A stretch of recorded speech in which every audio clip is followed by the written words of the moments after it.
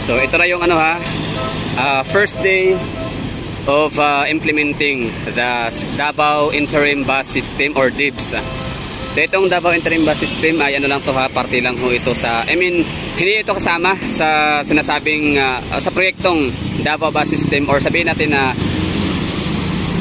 bus modernization or transport modernization sa Pilipinas. So actually, yung Davao Bus System is ano yun yung magkakaroon tayo ng ano, ng ang tawag doon, Davao Bus System or HPB.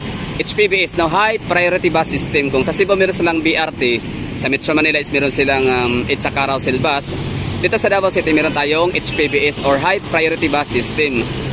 And yun ay kasama, kumbaga parang ano yan collaboration between Davao City City Government of Davao or LGU Davao and National. So dahil hindi nga natuloy yun, gawa nung hindi nga siya binadgetan ng ating Pangulong si Bongbong Marcos, hindi nga niya sinama sa priority project, no? So zero budget hope para dun sa proyekto na yun, na National and City Government of Davao collaboration. So ang nangyari, ito kasing Davao Bus System or ito kasing HPBS natin sa Davao City, as far as I know, nagsisimula ho ito since 2014 na plano ha, o parang proposal ganon.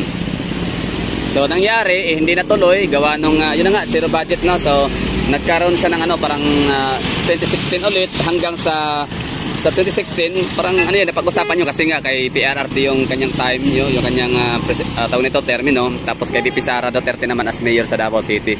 So ang nangyari ay hindi siya natuloy-tuloy na matapusin yung bus system na yon sa Davao dahil nga sa pandemic, no. So it's 2020 and 2021, so nagkakaroon talaga ng major delays. So ngayon nabudol nga tayo na akala natin is continuity. Yun kasi yung pangako or yun kasi yung bit-bit na slogan ni PBM na kung bakit natin siya iboboto or bakit siya nagpahalal sa atin, no. Para sa akin hindi unity kundi it's all about continuity, no. So syempre ang ganda kasi nung panahon natin kay Tatay Digong, pero alam naman natin yan sa Pilipinas ay 6 years lang talaga na mamuno ang isang pangulo, so kailangan palitan ulit ng bago.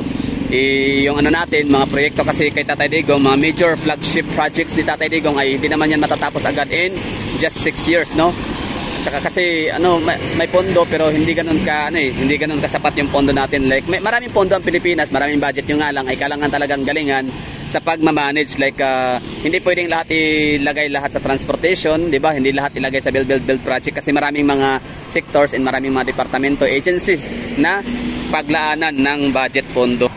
No, so maraming mga departamento, agency na kailangan din bahagian ng pondo ng budget, kaya hindi natapos-tapos ang mga proyekto na Tatay Digong in just 6 years, at saka yun na nga every 3 years hindi ba tatapos agad yan, no? For example na lang yung natin, Davao Coastal Bypass Road, no, na yun na kahapon nag-ribbon cutting, or hindi man ribbon cutting, inspection lang pala, no, hindi pa pala siya inauguration. So siya pala ay inspection lang sa tulay. So yun ay kasama sa flagship project ni Tatay Digong sa kanyang term, no. So kasama yun key development, tama ba? Basta key to the future, key to the success, kasi hindi naman talaga magagamit natin yung kabuoang 18 km long na tawag nito coastal road sa Davao City kung hindi mabubuo yung tawag nito, yung tulay, no. Napakabobo naman ni Tatay Digong sa lagay na yun kung ang kanyang bypass road, coastal road project ay hindi kasama ang tulay, di ba? Ano yan? Linilugaw. Ano yan? Bangag. Hindi naman bangag si Tatay Digong, hindi rin siya adik. So yung yung flagship project ni Tatay Digong is hindi talaga siya agad-agad matatapos, kaya itong Davao Bus System yun nga nagkaroon ng major delay talaga siya dahil nga sa pandemic. So this time yun nga hindi lang major delay, talagang stop talaga kaya PBBM, no, kasi wala talaga siyang alam, o ewan ko sa kanya, mayroon siyang yung kahapon ng speech niya sa tulay, halatang wala siyang alam, wala talaga siyang idea, wala siyang personal touch about the projects.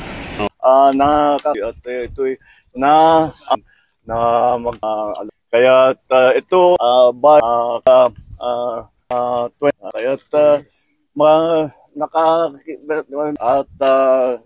nasa tamang kaya o diba, so ganun siya si marading bang ding bang bang bang bang. O ganun si Bongbong Marcos pagsalita kasi wala talaga siyang alam, wala siyang personal touch about mga projects, no.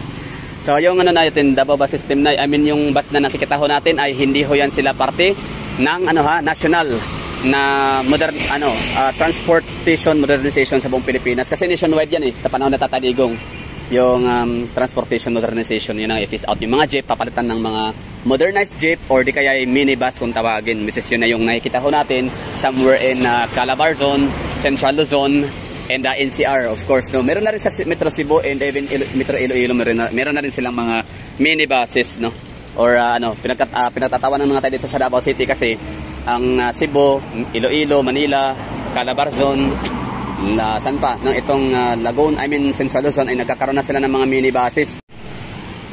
Siyempre, no, puro multicap ang nananakbo sa Davao City, bakit hindi pa tayo nag-adapt nung yung minibuses na yon? So, ang plano kasi sa Davao City is yung high priority bus system sana. So, ngayon, hindi nga natuloy, na-stop nga, hindi nga pinondohan ni Bongbong Marcos.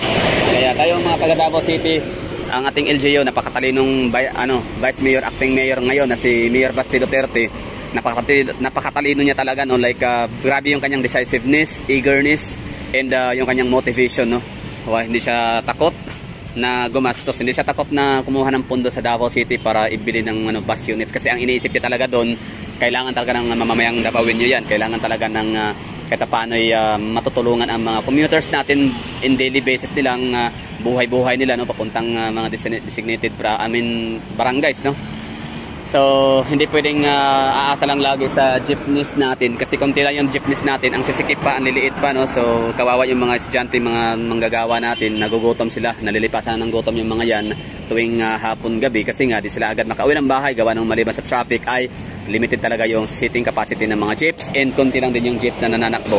Look at that example, di ba? So, congratulations sa ating mga taga Davao, kasi ang ating Vice Mayor, Acting Mayor ngayon si Basti Duterte ay meron talaga siyang utak. Meron siyang plano, desisyon sa buhay, no. Hindi siya typical na politician na mayroong taga-sulsul, di ba? So, meron talagang sariling desisyon itong natin, Mayor. So, yun na yung natin, nakikitang mga bus dito sa Davao City na nanakbo, lowered bus, so yun from China, na sabi nga nila, parang Hong Kong, parang Singapore, parang Dubai, parang Germany, basta marami siyang kapareha. Yung namin, bus dito, marami siyang kapareha sa ibang bansa. So, ibig sabihin, Davao City is indeed a world-class city.